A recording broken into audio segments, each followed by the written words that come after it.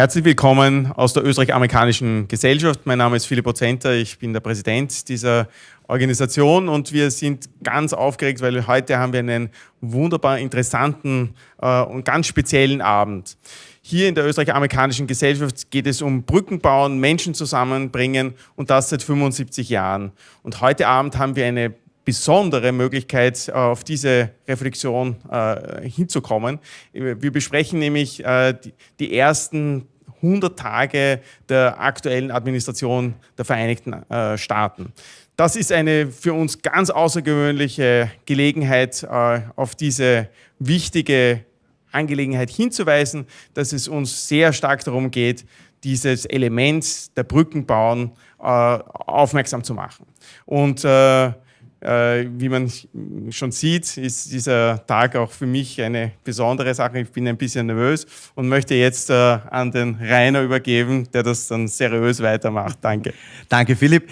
Meine sehr geehrten Damen und Herren, herzlich willkommen auch von mir in der Österreichisch-Amerikanischen Gesellschaft. Wir haben heute hier zum ersten Mal seit langer Zeit wieder Gäste, was uns wirklich sehr freut, nach vielen Veranstaltungen, die alle irgendwie nur digital gelaufen sind. Ich freue mich auch über das sehr hochkarätige Podium, wie Philipp schon gesagt hat. Wir werden einige sehr aktuelle Dinge besprechen, vielleicht noch ein paar organisatorische Details vorab. Alle Teilnehmerinnen und Teilnehmer sowie unsere Gäste sind alle entweder genesen, geimpft oder getestet. Das wurde geprüft und wir überschreiten auch bei weitem nicht die Höchstzahl. Das ist mir wichtig dazu zu sagen. Außerdem möchte ich mich speziell bedanken beim ORF, der heute die Veranstaltung auf der DVD live streamt und auch im Nachhinein redaktionell begleiten wird, was uns sehr freut, weil das Thema ist, glaube ich, sehr interessant und auch wird sich sicher sehr viele Leute interessieren. Nebenbei streamen wir es auf unserer Zoom-Plattform und auf YouTube. Ich darf alle begrüßen, die uns heute hier zuschauen. Und bleibt mir nichts anderes, als Ihnen einen spannenden Abend zu wünschen. Kommen Sie wieder vorbei, digital oder auch persönlich in Zukunft. Und ich darf unserer Moderatorin Hannelore Veit das Wort geben. Und die Veranstaltung findet in Englisch statt. Gute Unterhaltung. Have a nice evening. Dankeschön. Thank you very much. We'll continue in English from now on. I'm really thrilled, I'm more than thrilled to be here with this fantastic panel. Let me introduce our panel in alphabetical order. On my right, left from your point of view is Robin Dunnigan. She's the Chargé d'Affaires of the US Embassy here in Vienna. Welcome. Thank you. Next to her, Michael Meyer. He's the head of the Institute of Nonprofit Management at the University of Economics and Business in Vienna, der Wirtschaftsuniversität Wien. Also a visiting professor at Stanford, and therefore also an expert on, oh yes you are, on the US and Austria, on economics, on social matters. Michael Spindelecker, who of course you all know, former foreign minister and former vice chancellor, and now the head of the International Center for Migration Policy Development, a mouthful, ICMPD abbreviation, so migration, another topic that I'm sure we will discuss tonight. And on my left, on the very left, Natascha Unge. She represents the Schwarzenegger Climate Initiative. And climate, another priority, another topic that the Biden-Harris administration has singled out as a priority. Let me start with the Chargé d'Affaires of the US Embassy here in Vienna, Robin Dunnigan. We are on day 126, if we count day one, inauguration day as day one, 126 days of the Biden-Harris administration. They have a full program. A lot of people were calling Joe Biden, not a lot of people, Trump was calling Joe Biden Sleepy Joe. There isn't a lot of Sleepy Joe left right now. He has he had a whole lot of topics that he wanted to address, and he has addressed quite a few in the first 100 days. A lot of people were surprised. Where do you see his priorities? What has he already done? What has he achieved so far? Yeah, I would agree that President Biden's tenure so far has been anything but sleepy, quite the opposite, in fact. So it's only been about 4 months, as you said, and maybe I'll start on the domestic side. He came into office saying he wanted to beat COVID and he was going to accelerate the vaccination program in the United States. And he did exactly that. We've administered something around 287 million vaccines. more than 60% of American adults are vaccinated. Things are really starting to open in the United States because the numbers are down and the infections are down. So he's taken COVID very, very seriously and put his money where his mouth is on the vaccine rollout. He's done some other he's made some major proposals for Americans. He did the economic recovery plan that gives aid for people who were affected by the economic downturn during COVID.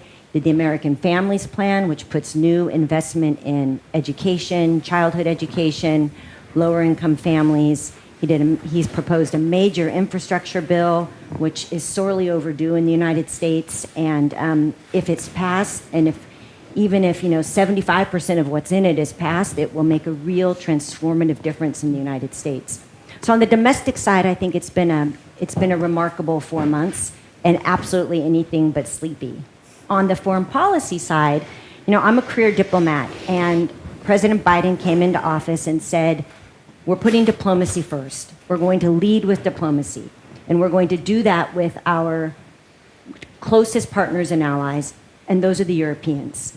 And as a career diplomat, I loved to see that because I believe that diplomacy is the way we're going to tackle the challenges that are confronting us. So that's exactly what President Biden said, and Vice President Harris and Secretary of State Blinken have all said the same thing, that of all of the challenges that are facing us right now, COVID, economic recovery after COVID, climate change, nuclear proliferation, China's economic aggression, Russia's interference in our democracies, none of those things can we tackle without our partners and allies. We can't do it alone.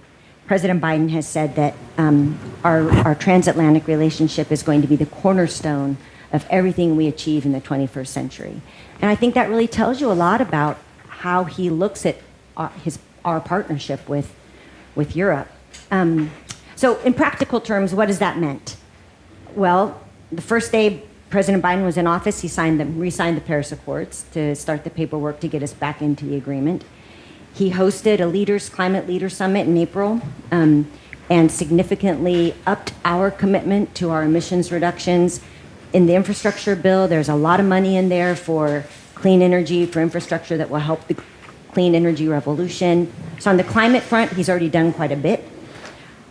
He did a lot in other areas. He re-engaged with Russia to extend the New START treaty, which is the only treaty that really governs safe nuclear cooperation between the United States and Russia. He re-engaged with the World Health Organization, paid $200 million in commitments, committed to $4 billion to the global vaccine facility, COVAX. So, I could keep going, but I'll stop there just to say, I think on the foreign policy front, the president, the vice president, the secretary, they've made some real progress in a short amount of time. Let's continue with foreign policy, and let me just throw the question at you. The relief here in Europe was almost palpable when Biden was elected. Are the expectations too high? I think they are high because of this government is making a big difference to the former government. Very clear. This, I think, was the first principle of President Biden. I will make it different. And he was right in that. I think we Europeans, we expected to have a better relationship, to have a cooperation. As you can see, we are now in Vienna dealing with the Iran case again. So these are promising signs. But of course, it will come also to the bigger issues, like how to deal with Russia, how to deal with China. What is about the relationship in economic issues? Are we creating new customs, or are we really on the side of free trade? So this will be something that has to be decided soon. And I think also what we have to look at, with all these foreign relations issues, you will not convince Americans to be in favor of this Biden regime. I think, of course, what he has done, you mentioned it, is something to give Americans the feeling they are in the center of politics. Vaccination is the most important issue.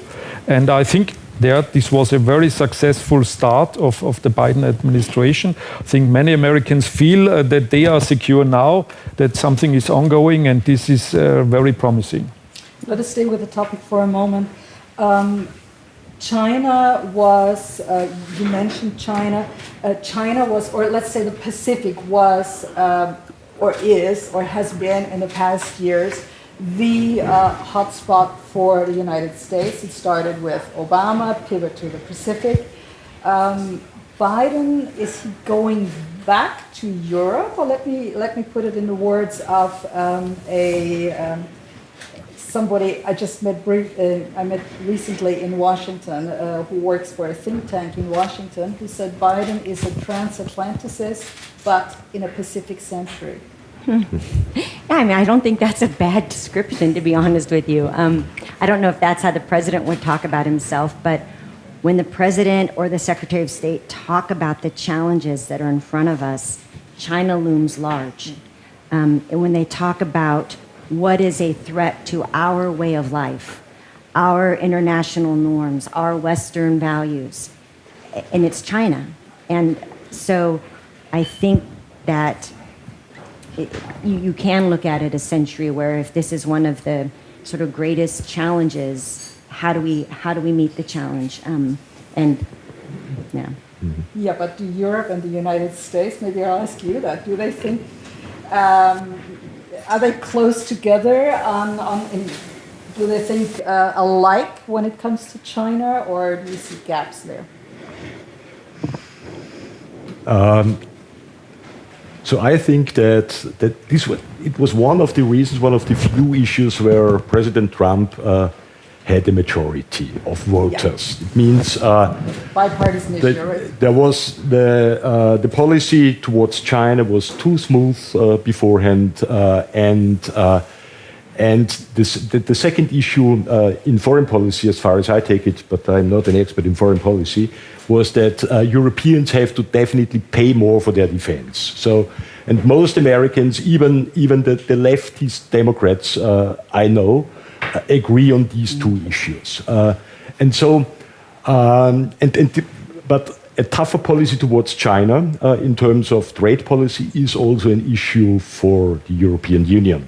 So I don't see any conflict in this foreign trade politics that will Europeans want to sell to China. Sure, the Americans want to sell too. As much as the Europeans? I'm not sure. I guess there is not so much a discrepancy in interests. And when it comes to the European Union would lose its credibility if it treats China completely differently, for instance, from Russia in terms of human rights violations. And that means that there is not so much of a difference between, I guess, the way that the Biden administration will tackle these issues and the way the European Union will tackle these issues. Let's talk about the economy. Generally, it is said the United States comes out of the crisis much faster than the rest of the world. Is it true for the COVID crisis? Yes, it is. If you look, for instance, at the unemployment rate peaked. It really spiked in the US a year ago, and it has now returned to its to a very moderate level. So exactly, yeah, and it was, I guess, beyond 15%. So it was really high, and European countries did much better in smoothing that, but investing much more money in the economy. US-American economic politics has always been different from European economic politics, although the Biden administration is doing a deficit spending politics, which has not been seen in the US, at least since the era of Johnson, and maybe even since FDR. And so I guess it's not by chance that a couple of days ago there was a nice article in the New York Times on the pieces of art in the Oval Office. And yes. Yeah, you've seen that? And FDR has a central position over the fireplace. This is exactly where Andrew Jackson was, I guess, in the Trump administration. So this is a political message, and the way how Biden has taken these decisions and what he invested, especially into the poor and into many policies, you've mentioned them, to avoid the white middle class from poverty. This is unique. This has been unique as far as I remember. Let us go to the social issues a little bit later. I'd like to talk about climate, because day one, Joe Biden signed he didn't sign it, the US re-entered the Paris Agreement. There are a lot of promises. Has he achieved something in his first 126 days from your point of view? Definitely, because the last 4 years have been hard years for the climate movement. I think Arnold Schwarzenegger said it at the Austrian World Summit 2017, that one man would not stop a global climate change movement. But of course, they've been suffering a lot of pushback. It's been really hard to even all the cities, mayors, regional governments have done their best to carry on. Universities and, of course, civil society has pushed for more climate action, but it's been hard. So rejoining the Paris Agreement for the whole movement was just like, a sigh of relief. This is great. This is something. Also on an international level, there's new dynamics happening. Like the ambitions are going up. China stepped up, higher ambitions. Europe went up with their ambitions. And for the smaller states, it's also good to see that one of the largest polluters is going to do their share and also help them be safe of all these climate catastrophes that are going to happen if we don't step up our game. Is the U.S. ready to be a leader on the climate front? I think President Biden has really made that clear. And I think the Leaders Summit on April 22nd, April 23rd, part of the goal of that was to show that we were stepping up our commitment, just as you said, and to encourage others to do the same. And again, the administration has really put its money where its mouth is. A lot of what's in some of these bills that he's proposed, like the infrastructure bill and the investment bill, are really looking at new ways of organizing our economy and new investment into clean energy that wasn't there before. If you look at the United States, I mean, there are some states that have already in the past years fulfilled the stipulations of the Paris Agreement, because they were the progressive states. You know, California, Massachusetts comes to mind, but there are others that really are not ready. Can we get them all in line? Yeah, I mean, that's actually something a lot of people don't realize about the United States, is how different much of environmental policy is made at the state level. And I'm from California. California looks very different than some other states. But I think one of the goals of having a strong program and plan from the top, from the president, is to get some federal push behind it and some guidelines and regulations that will guide, and in some cases, move the states to do more where they're not doing enough. Still, there will be a lot of resistance from the oil and gas industry, for example. Not so much? You don't expect that? I'm not sure. I believe that it will be the financial markets that will punish the polluters. So I really believe in free markets in this way. And it does not really, of course, there should be some initiative at the very beginning in terms of regulations, but if you look at private investments right now, the coal industry is almost running out of investments. The same will be true for the oil industry. So it is a question of maybe not even of years until the funding of those industries will be cracked somehow. Mm-hmm. Let's turn to another topic, migration. I remember I arrived in the States in 2013, and the United States was almost ready to achieve a compromise on migration between the two parties. It didn't happen. Then Trump happened. The wall was a big topic.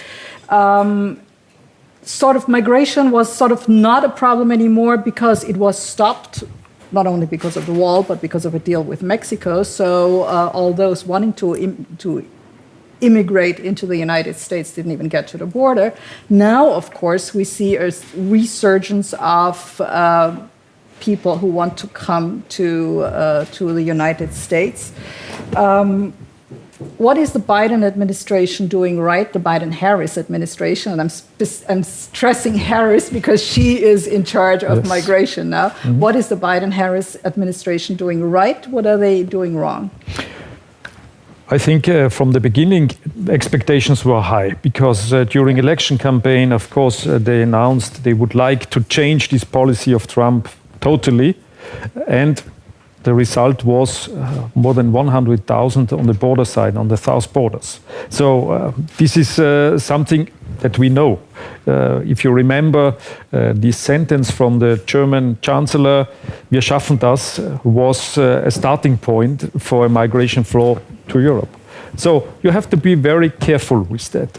Then what we have seen in the time immediate when the Biden administration came into office was we don't have the capacities for so many people, so we have to reduce and we have to look forward what could be done.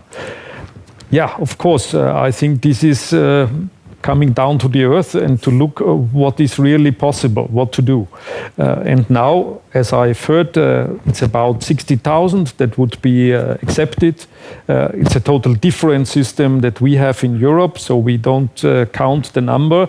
We are looking forward if somebody fulfills the criteria for asylum. It's a different system to accept people in a certain number to join United States and to start their new life.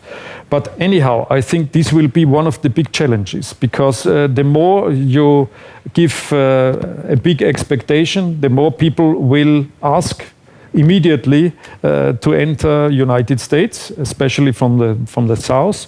And this is not something that you can handle in this short period of time. So I think with this 60,000, this is something that could be handled.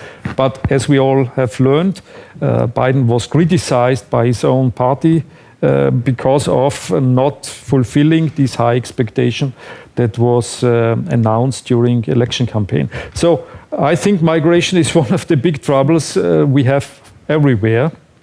Don't be too much in giving expectation that could not be fulfilled. I think this is one of the lessons that we have to learn everywhere and look forward how to deal with the different issues. I think one of the magic formula could always be, yes, we are fighting against irregular migration, but on the other hand, of course, we are opening up for legal migration. So the legal pathways, this is something that should be much more developed. Is there room for a reform right now? Is there room for compromise, let's put it that way, on the migration issue? I know that's what the president and vice president have said they want and they're hoping for. Both have said, we're a country that was built on immigrants, on accepting refugees, on opening our doors, and it needs to be legal, it needs to be orderly, it needs to follow a process. But I think that the president and the vice president are starting from a position that every asylee applicant, everyone who arrives on our border, needs to be treated with dignity and respect and given a fair shot. And if you start at that position, I hope that there's room for compromise. I hope that it's an issue that both sides of the aisle in the United States will find compromise because it is a strength of the United States. It seems to me it's a huge problem because the more people you accept, the more will come, and whether they are accepted legally or not, it's not decided within a few weeks. It takes maybe a few weeks or months or whatever, and illegal immigration is actually what makes it so difficult. Right?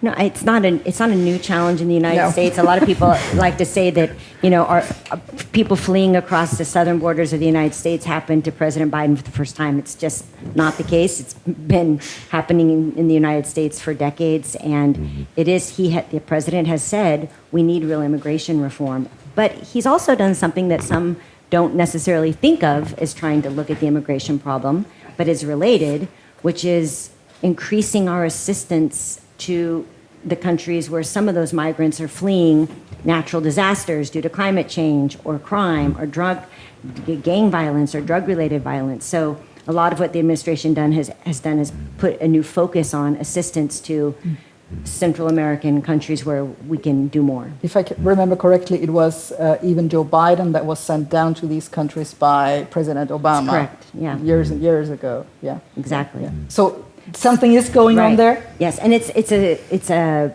subject near and dear to his heart. You know, President Obama asked him when he was vice president to do it, and he really worked hard to sort of change the economic reality of many of the Central American countries. You were nodding. You, of course, lived in California or live in California from time to time. So. Exactly, and you are also from California.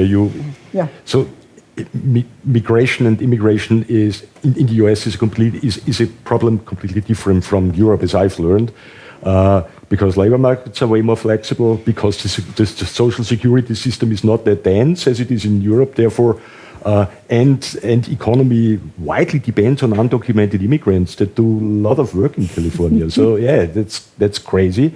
But therefore, it is a different kind of a problem, and I also believe that helping those countries will be essential for dealing with this problem. And they are, in a way, closer to the US than Africa is, for instance, to Europe.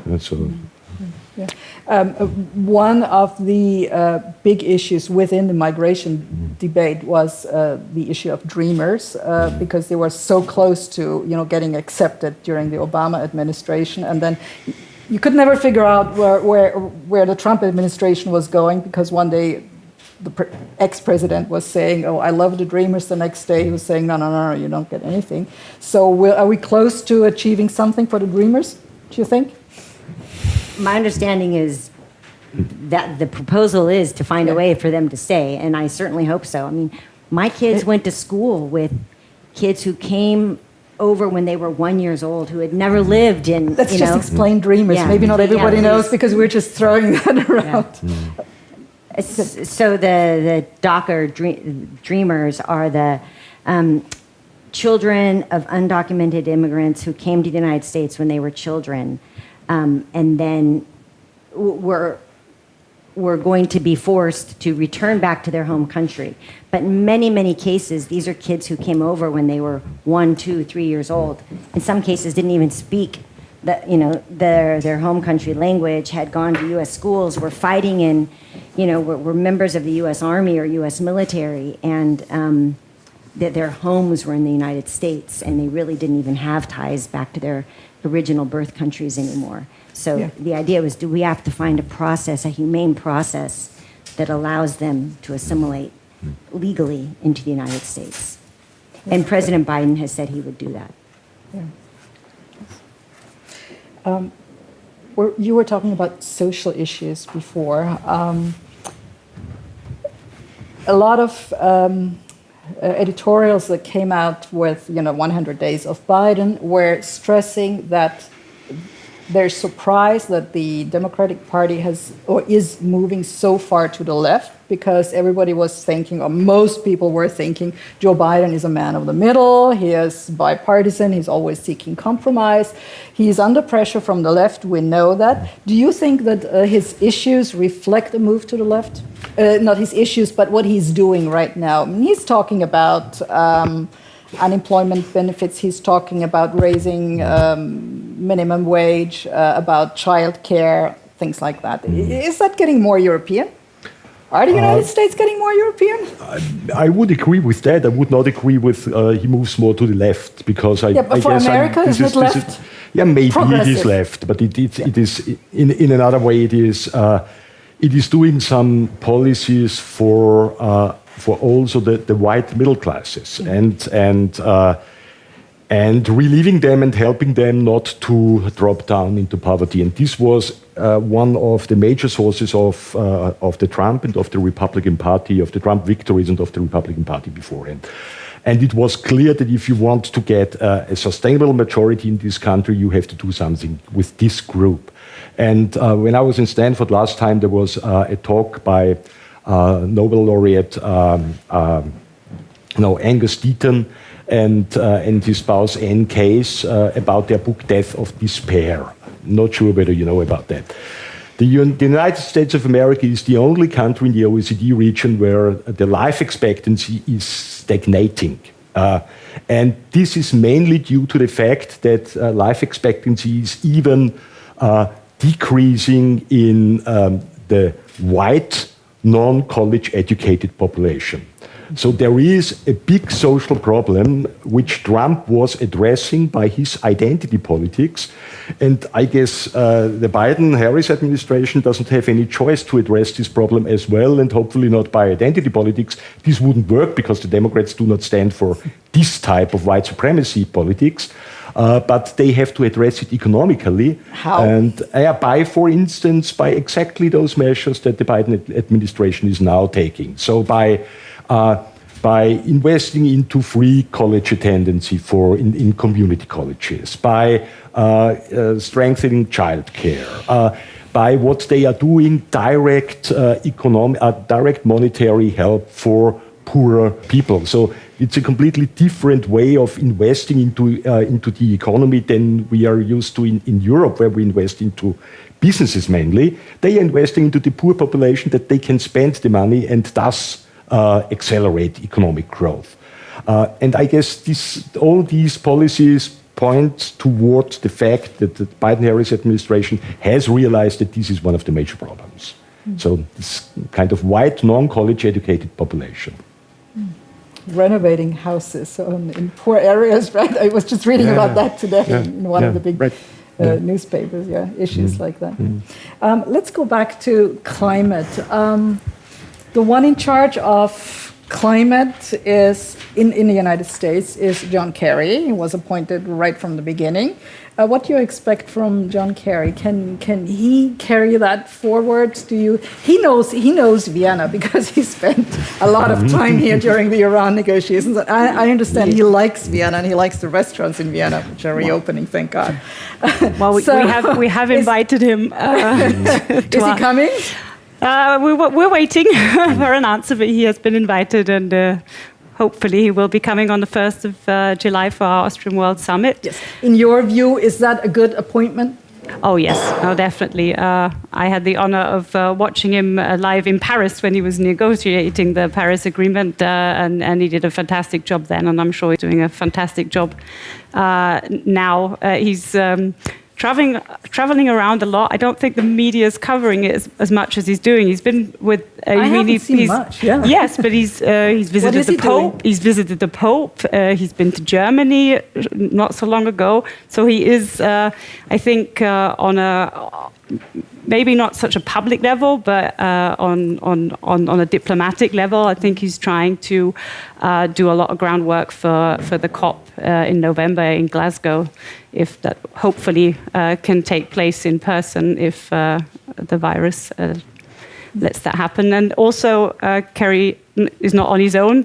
The Biden administration has a great team of climate action people like Gina McCarthy or Michael Regan from the EPA. I mean, and many more. So he's not on his own. There's a lot happening in a lot of different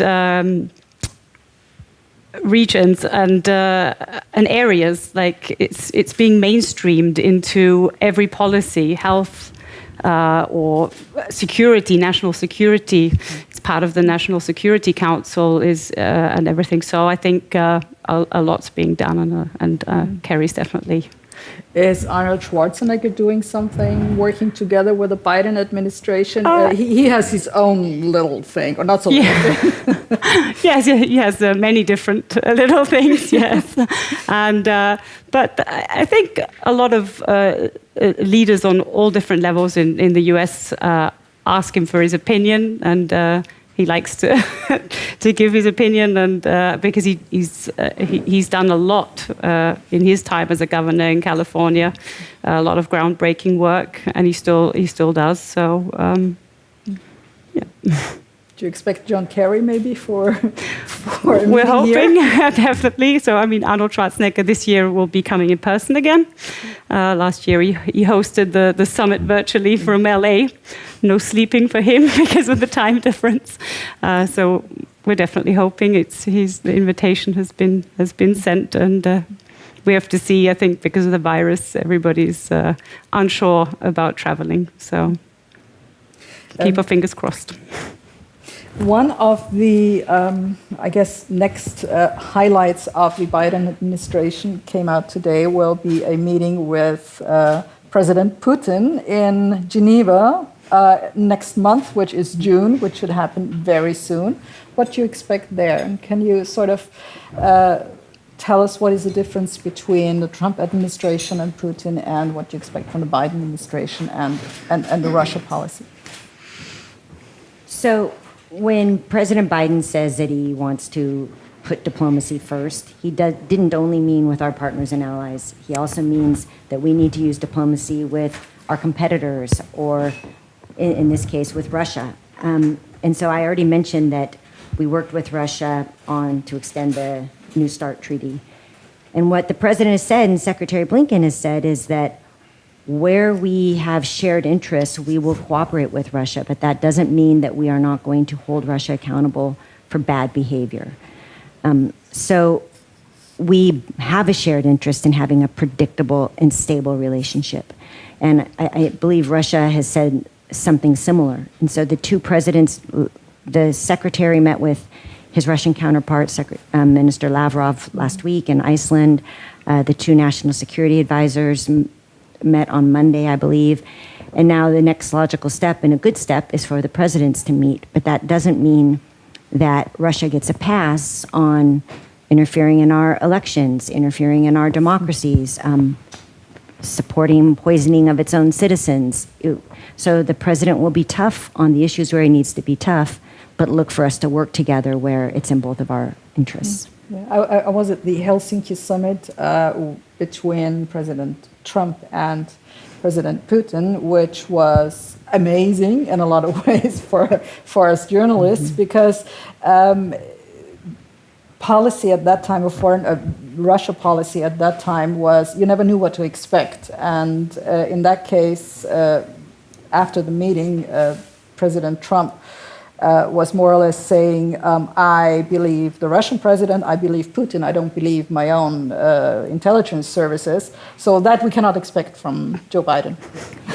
You will not hear that from Joe Biden, absolutely not. And I think it's fair to say that our Russia policy is generally something where we have pretty bipartisan agreement on. You know, we currently have the Russia sanctions regime, much of which we've coordinated with our European partners and allies.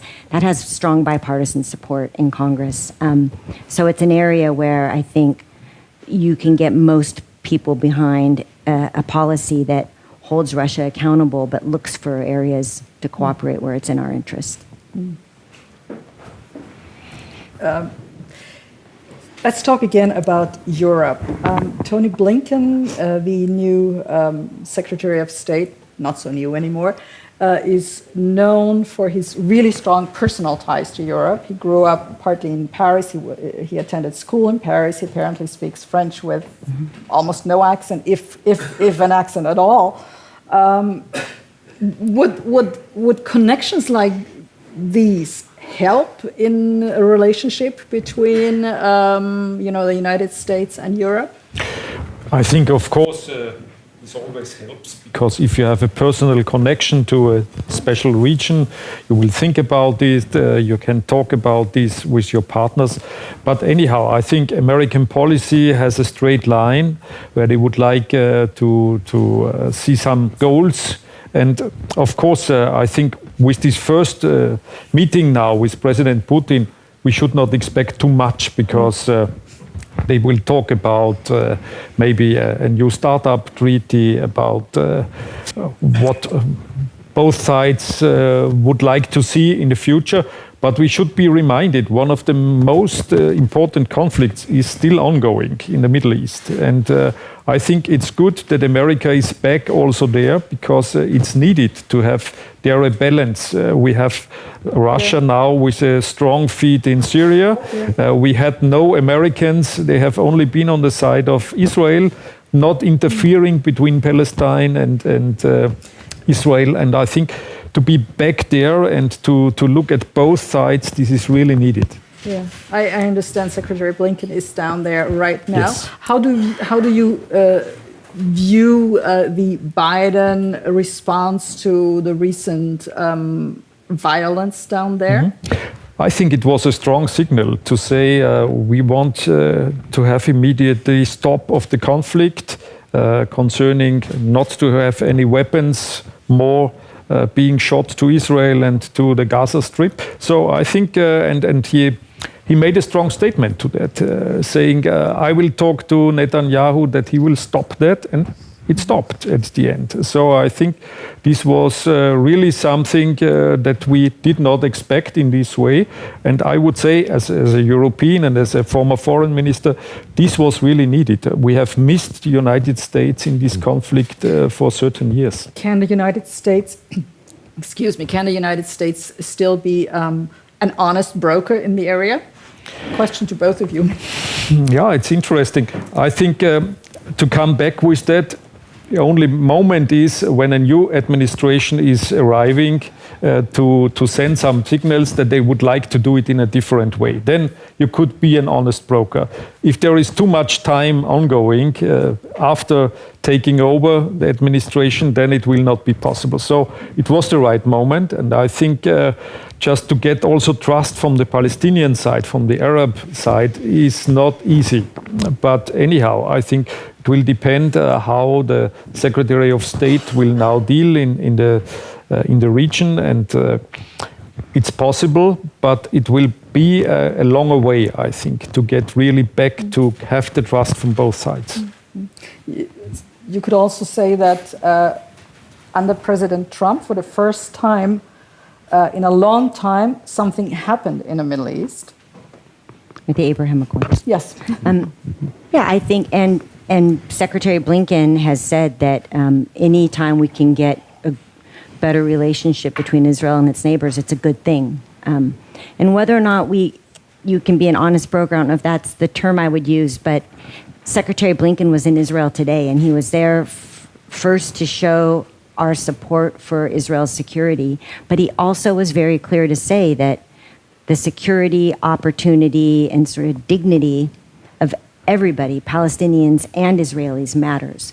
And I think it's a message that's meant to say that, you know, we care about both sides. We care about the humans on both sides. And it's a tragedy that when we look at it in the news, it's sort of sometimes easy to forget that there are people behind these death counts that we're reading about. You know, there are mothers and sons and daughters. And what Blinken said is, we have to look first at the human tragedy here. And he's talked a lot about increasing our assistance to Gaza, some humanitarian assistance that's needed, and working at that angle first and foremost.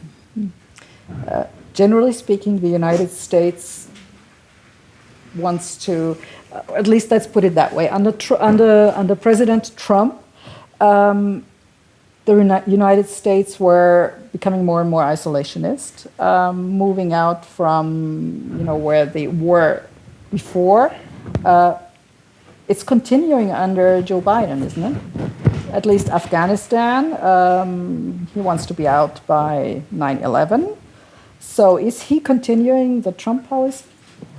Well, I'm going to be looking forward and not back. So I'll talk about the current policy, which is, the current policy is that I don't think you could say that President Biden's approach is isolationist when his number one statement when he starts talking about the world is that we can't go it alone, and diplomacy matters, and every major challenge that's in front of us, we need to do together with our partners and allies. I mean, that doesn't sound like an isolationist policy to me. It sounds like we have a lot of big things in front of us, and we need to work together to meet them. Okay. Let's go back to another issue we haven't been talking about at all, which, however, is very present in American society, and I would argue not only in American society these days. It's racism, and it's a question of race, which goes together with social issues, poverty and race is very often, mentioned in the same sentence. It's definitely linked. What do we expect on that front? Do we expect something there? Black Lives Matter was the topic all summer long last summer. It's kind of quiet right now, but what COVID has shown us, what the corona crisis has shown us, that it affects like the black population and minorities much more strongly than it affects the white population. Does the Biden administration have some plans there? And what are they? I mean, we are about 1 year since George Floyd's death kicked off the Black Lives Matter movement, and what the Biden administration and officials in the administration have said is that our democracy is still a work in progress. We have flaws, and we need to address where we can keep doing better. I'll just give you sort of one example of their commitment to that, which is it's the most diverse cabinet in the history of the United States. If you look at our cabinet, the number of women, the number of people of color, the number of women of color, I mean, our vice president, the first woman of color, first African American, the first Asian American, the first woman vice president. I mean, it's, the president has started at the top with really putting into place a diverse cabinet. I would also say, you mentioned that it was a white assistance program, I think is what you said, and for the white middle class, which is, it's really an investment program for all of the U.S. middle class and all of the lower income class, and that's good for people of every color in the United States when you're investing into kids' education and families and worker training. I mean, that's something that should help lift everybody up. Yeah, I fully agree. I guess that this is really important, and it is important to overcome this kind of identity politics that was in the core of the last administration, but that was also dominating the Democratic Party for many years. So to overcome that and to perform a social policy that helps to relieve poverty and other social needs. We can also talk about healthcare reform. This is another kind of Gordic knot in your country. What's going on that front? I'm not sure. So it is on the one hand side is what for people growing up in European welfare states is completely not understandable. That's this is the one side. The other side is where I do not really know how this is related with it is this enormous costs of the US-American welfare system. As you maybe know, the cost per capita in the US is more than or almost $11,000 a year.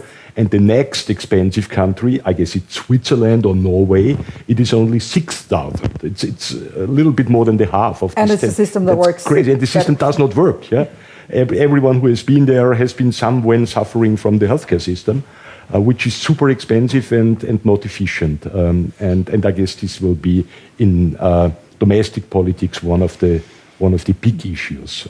I was always wondering why there is such a difference in attitude towards, for Europeans, as you say, it's not really understandable. But for Americans, our system, it's quote socialist, or it gets adjectives like this.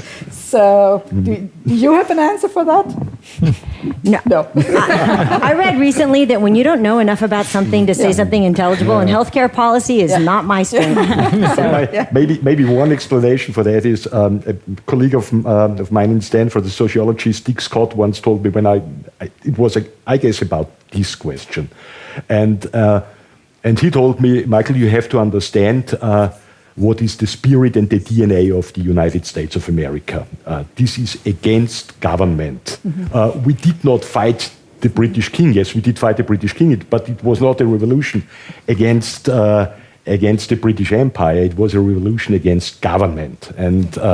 And this is so deeply rooted in many American minds and hearts that our system with mandatory insurance, healthcare insurance, and so on, and no free market insurances, but public insurances. This is completely out of mind of most Americans. Maybe even of Bernie Sanders' mind, out of Bernie Sanders' mind. I'm not sure whether he... We have talked a lot about Joe Biden. We haven't talked much about Kamala Harris. What does Kamala bring to this administration? You started talking about her. Yeah, she is new first woman of color, which is, by the way, a term I do not know how to translate into German because it always comes out wrong, and you're always criticized if you try to translate. So, what does she bring to this administration? Anybody?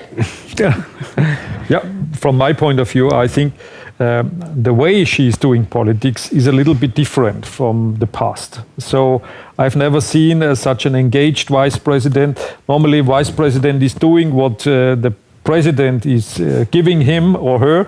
And I think she's very much engaged, and she is very well aware that maybe during next election she could be the candidate for presidency in the United States because of the age of the president. So I think this is very promising, and for that she will do a lot, just not only to keep these loopholes that the president is giving her, she will do politics. And I think, the moment she is running in a special direction, we will see more what she really would like to achieve. But I think the plans are really very good plans. If there are questions from the audience, we just have a few more minutes, please raise your hand, and I'll repeat the question so we can actually hear it for our viewers online. One thing I would like to talk to you again is, you mentioned unemployment before. Unemployment is going down, but let me see if I can find that quote that I found today by a Harvard economist. There is a shortage of labor supply and a shortage of labor demand at the same time. Jason Furman, a Harvard economist, was saying that. And if you look through the newspapers, you do find a lot of stories of people just not finding the labor they need. What's going on there? How can that be? How can that happen at the same time? I guess this happens in most developed economies in the moment. So this is not a US-American particularity. This is due to structural breaks, structural gaps between demand and supply. And I guess it's super interesting, the discussion in the United States right now about the minimum wage. This is, from an economics point of view, a super exciting issue. Because there are studies that support the one hand side, means that if you, this 15, so the discussion is about raising the minimum hourly wage up to $15 by 2025. And it is now in the federal minimum wage is only $7.25 US dollars. And so, usually from a social politics point of view, wonderful. Raise it and you will fight poverty and so on and so forth. But who will be hurt? Mainly, or 1/5 of the workforce that performs at these very low wages are teenagers.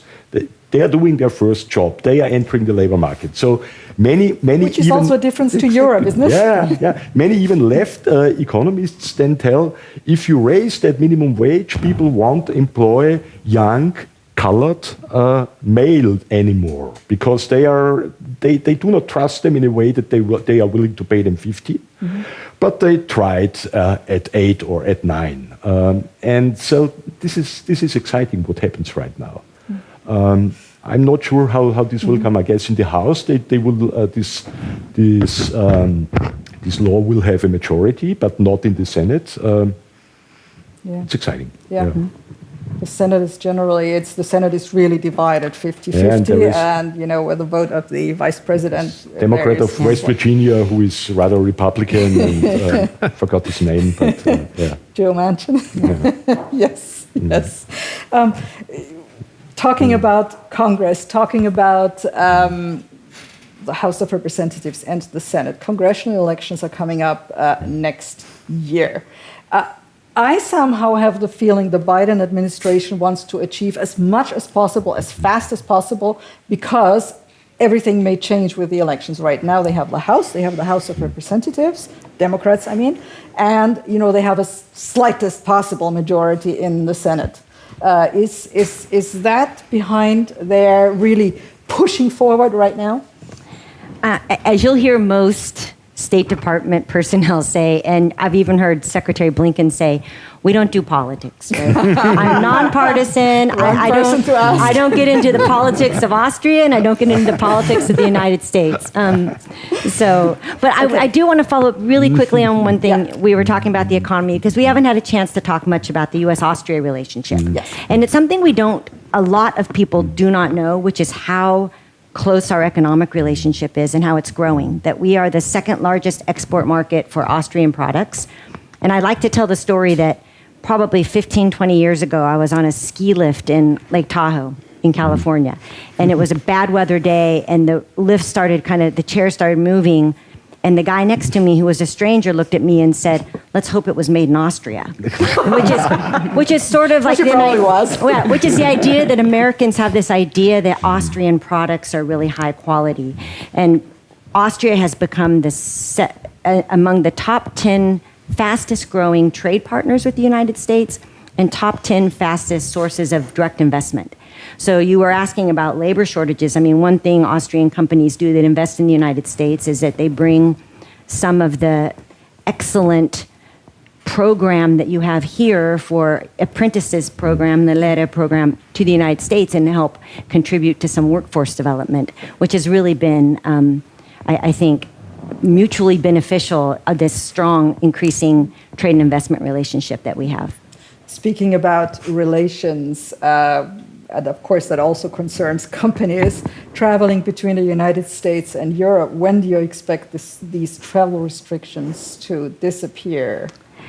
I know that the policymakers who are responsible for the travel policy are reevaluating every day, depending on what's going on with COVID globally in the United States and what's possible. So I don't know when it will happen, but I know that it's a constant conversation and reevaluation by the people making the decision. So it could change. Well, I think we all hope that we have to assume it's going to change. Yes, because I believe it was Ursula von der Leyen who was saying, but by this summer we should be able to travel again. I think she did not mean only Europe, but she meant the United States, Canada, most countries that are not super hardly affected by COVID. So do you see the summer as like the end of the dark, age of not traveling?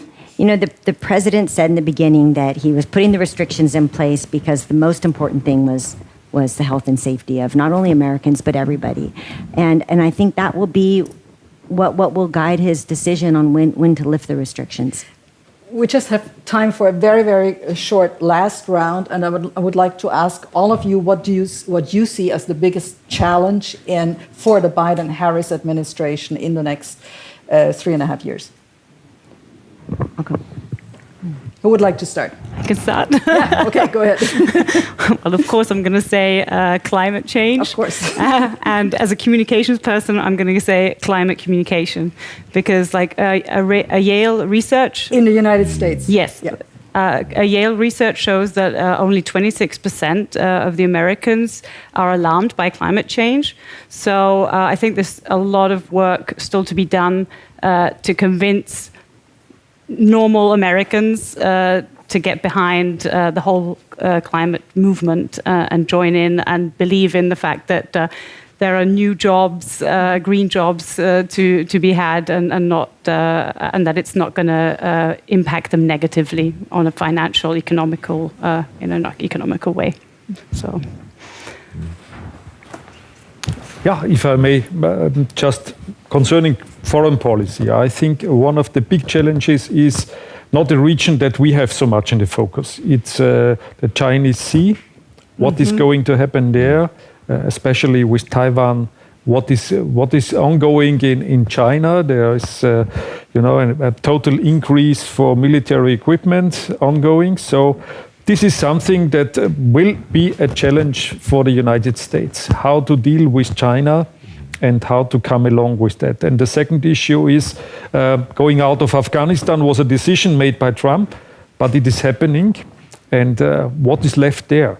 So I fear we will see within this year a total shift. The government in Afghanistan will not be in the position to get control over the country. They have it not now over all of the country, but they have it in Kabul, they have it in the surroundings. But if this is lost and the Taliban regime is back, this will also be a challenge for the United States administration, because going out of Iraq was the one thing, and what we are seeing there is not very promising, and going out of Afghanistan will be the next one. And this, I think, who is going to pay the bill for this? Yeah. And I fear we will pay for that. I know a lot of China specialists who say some China specialists who say Taiwan could erupt into one of the big crisis points, going so far to say that might be the next war. It might be, not it will be, it might be. Do you agree? Could happen, of course, but I think Mr. Biden is a very experienced politician. He is not a newcomer, so he is wise enough to know that diplomacy is one of the main instruments he has. And I think looking forward, how to deal also with China, how to find a way of cooperation is something that he will achieve. I hope so. Let's go to you. Biggest challenge? And with you then. Altogether, I think that what we've learned up to now is that you must never underestimate an old white man, especially when he is backed by a woman of color. So I'm very optimistic about the future. I guess the biggest challenge is of course, and still is, bridging this or overcoming this divide in which this country was and still is. And this has something to do with this loss of truth. People do not believe what is reported by serious mass media. They do not believe in science anymore. They construct their own worlds of myth and false truth. So this will be hard work. Okay. Biggest challenge.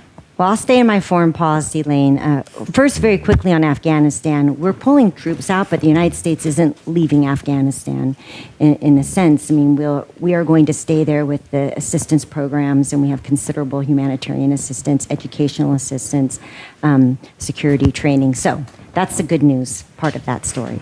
But the biggest challenge is in the foreign policy lane. I agree. I believe it's China. I believe that China... We've all benefited, we Europeans, the United States, have benefited from our democracies, the world-based order, an international order that's based on rules. And I think that a China that doesn't play by those rules is a threat to our democracies and our prosperity.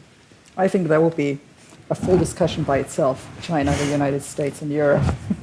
Thank you so much, all of you, for this very interesting discussion. Very interesting for me. I learned a lot.